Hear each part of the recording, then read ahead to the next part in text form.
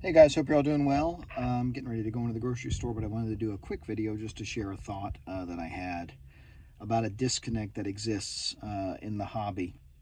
And once again, it relates to something that came up on Ken Golden's new season of his show, The King of Collectibles, on Netflix. I enjoy the show because, anyone who enjoys the hobby likes to see cool stuff. But I personally, I think most people on that show just come across like pretentious jackasses, to be perfectly candid with you.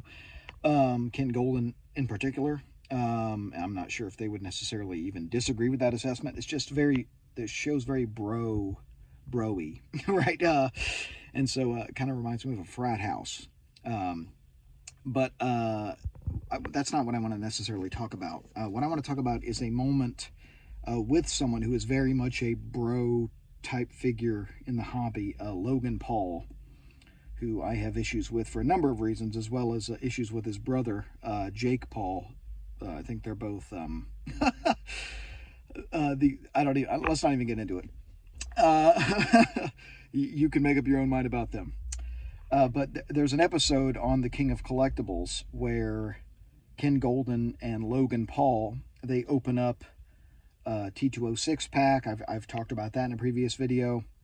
They open up a box of 2009 Topps basketball, some really expensive product, but they also bust some other product on the show that they show, and they bust a 1980 Topps basketball wax box. Of course, looking for the Larry Bird, Magic Johnson, the big rookie card. And there's a pack that is opened where Logan Paul pulls this rookie, and it was sitting on the back of a pack, right? And he was so excited, that they had pulled this. And of course, there's stains on the back, or stains on the card because it was, on the back of the wax pack. But even more generally, it was a very, very frustrating moment, and it reflects a disconnect in the hobby between those of us that collect unopened and those that don't have the foggiest idea what they're doing with unopened. There's a big disconnect here because that pack, it's fairly easy to press 1980 Topps basketball. You can tell who's showing on the back in a lot of, not every instance, but in a lot of instances. If they would have pressed the back of the pack and seen that that was a Larry Bird, Magic Johnson rookie showing pack, they have now preserved a very, very awesome collector's item that is worth far more than a Larry Bird Magic Johnson rookie card that has wax stains on it. All right, that is a multi-$1,000 item that you could have preserved if they would have been on the lookout, if they would have had the knowledge that that was something that they should be on the lookout for.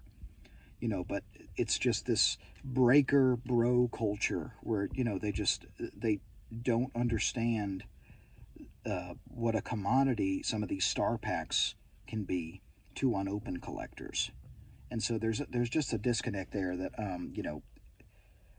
that these things can be true collector's items. And you need to show caution, and you need to learn a little bit about vintage unopened before you break vintage unopened. Maybe that's the disconnect here. A lack of knowledge of vintage unopened before you break it. I don't think Logan Paul has it, and Ken Golden didn't seem to have it either, given the fact that they didn't even think potentially to look for star packs. Maybe they need an unopened specialist to work for them, that maybe they're currently missing one, but someone should have brought this up. But there's a broader disconnect here. So let me know your thoughts below. Hope you all have a great evening. Keep collecting vintage unopened baseball, everybody.